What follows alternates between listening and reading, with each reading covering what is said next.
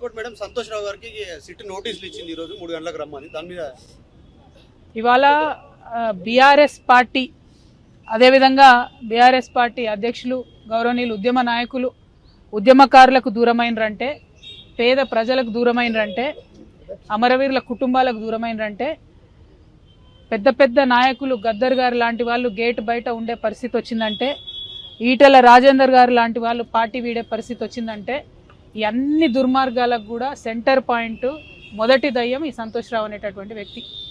మరి ఆ సంతోష్ రావు గారిని సిట్ ఇప్పుడు పిలిచిందని చెప్తూ ఉన్నారు ఫోన్ ట్యాపింగ్ విషయంలో.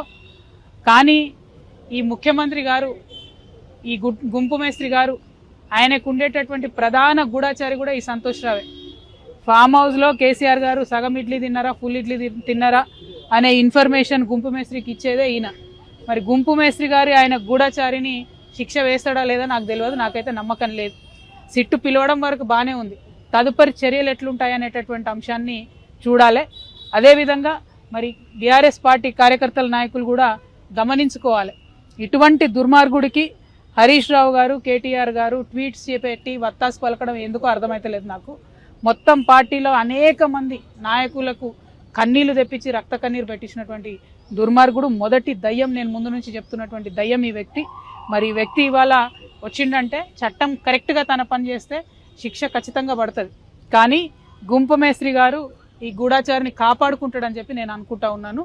మరి అటువంటి పరిస్థితి రాకుండా పోలీస్ డిపార్ట్మెంట్ వాళ్ళు పకడ్బందీగా మీ పని మీరు రాజకీయాలకు అతీతంగా చేయాలని కూడా డిమాండ్ చేస్తాం. టానిక్ విషయంలో కానీ గతంలో ఆయన మీద వచ్చిన అవినీతి ఆరోపణల పైన కూడా ముఖ్యమంత్రి చర్యలు తీసుకోలేకపోయిండు. ఇంటర్నల్ ములాఖత్ అయిపోయిందని మీరు గతంలో ఆరోపించారు, ఇంత చెప్తా ఉన్నారు. మరి కేసీఆర్కి తెలియదా? కేసీఆర్ పక్కనే ఉంటున్నారు కదా సంతోష్ రావు గారు. నేనేమంటున్నా అంటే ఒక్కొక్కసారి మన నీడను కూడా మనము గుర్తుకుంచలేనటువంటి పరిస్థితి వస్తుంది. మన చుట్టూ ఉన్నటువంటి వాళ్ళు మన కళ్ళను కప్పేసేటటువంటి పరిస్థితి కూడా ఒక్కొక్కసారి వస్తుంది. మరి అటువంటి పరిస్థితుల్లో ఉద్యమకారులకు దూరమయ్యి అలా బీఆర్ఎస్ పార్టీ ఓడిపోయి ఆగమయ్యే పరిస్థితి వచ్చింది. మరి ఉద్యమకారులకు, ఉద్యమ నేతను దూరం చేసిన పాపం మాత్రం ఈ దయ్యాన్ని వదిలిపెట్టదని నేను అనుకుంటా ఉన్నాను. కానీ మళ్ళీ చెప్తున్నా, నేను గుంపు మేస్త్రి మీద నాకు నమ్మకం లేదు. గుంపు మేస్త్రి గారి గూఢచారి ఆయనను కాపాడుకుంటాడు అనేటటువంటి ఒక భయం అయితే నాకుంది. అందుకే నేను డిపార్ట్మెంట్ వాళ్ళకి అప్పీల్ చేస్తా ఉన్నాను, పకడ్బందీగా వెనకాల ఏముందో ఇన్వెస్టిగేట్ చేసి తీయండి. Thank you. జై తెలంగాణ. గతంలో మీ ఫోన్లు, మీ కుటుంబ సభ్యుల ఫోన్లు కూడా ట్యాప్ అయినటువంటి అనుమానాలు మీరు వ్యక్తం చేశారు. మీకు కూడా సిట్ నోటీసులు ఇస్తుంది అనుకోవచ్చా? చూద్దాం ఏమైతే.